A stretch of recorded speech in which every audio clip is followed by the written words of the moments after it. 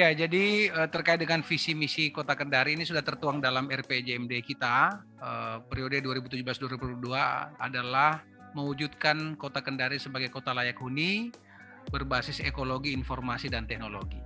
Dan visi ini dijabarkan dalam 3 misi, pembangunan infrastruktur, pelayanan publik, dan penataan wajah Kota Kendari.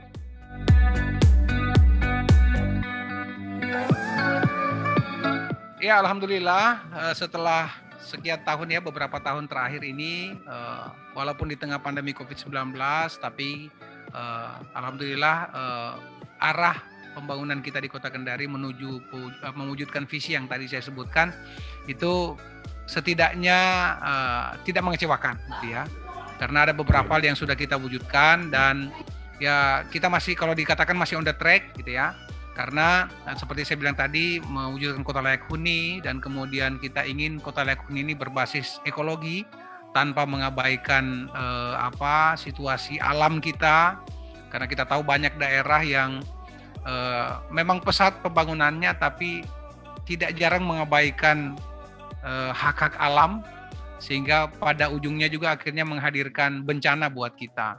Nah, ini yang kita tidak inginkan terjadi, sehingga kita ingin basis ekologi itu menjadi perhatian, termasuk kemajuan teknologi informasi yang sudah menjadi keniscayaan bagi kita saat ini. Ya, ini juga menjadi bagian dari visi kita.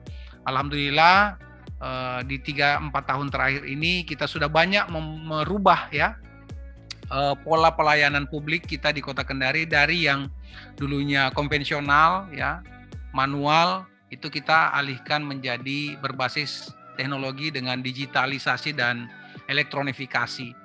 Contohnya misalnya di tahun 2018 kita mengawali dengan menghadirkan aplikasi SPPD elektronik. Jadi perjalanan dinas di lingkup pejabat atau jajaran pemerintah Kota Kendari itu sudah berbasis elektronik. Tidak seperti zaman-zaman sebelumnya. Ini didasari oleh banyaknya kasus yang muncul dari perjalanan dinas, ya kan? Dulunya seperti itu, akhirnya kita lakukan perbaikan, merapikan administrasi dan seterusnya, termasuk pelaporan.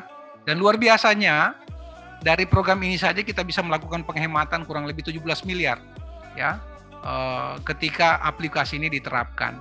Kemudian ada lagi beberapa, kita meluncurkan program aplikasi Laika.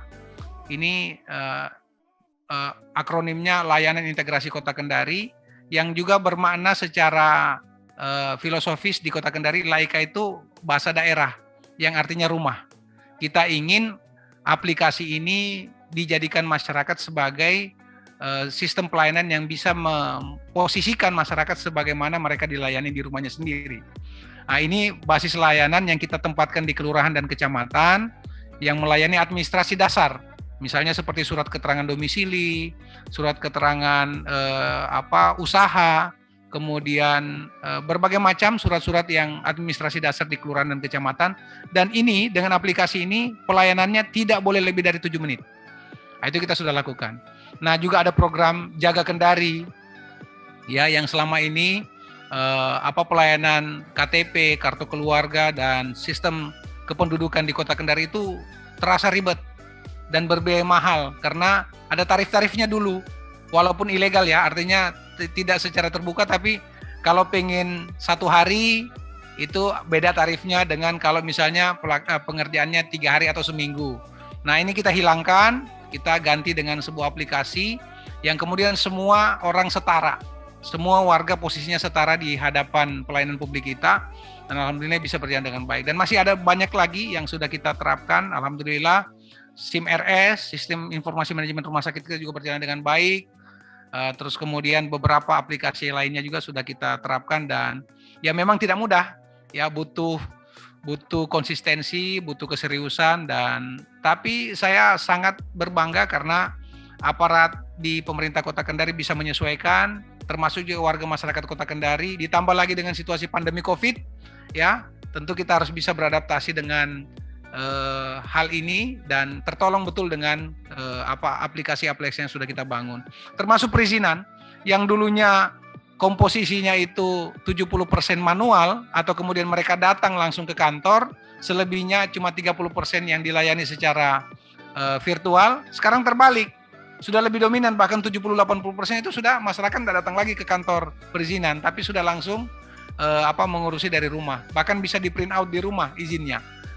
Karena sudah pakai pengamanan barcode dan signatur digital. Jadi kita sudah memprotek supaya keaslian, autentitas dokumentasinya itu bisa terjaga. Jadi seperti itu penjelasannya.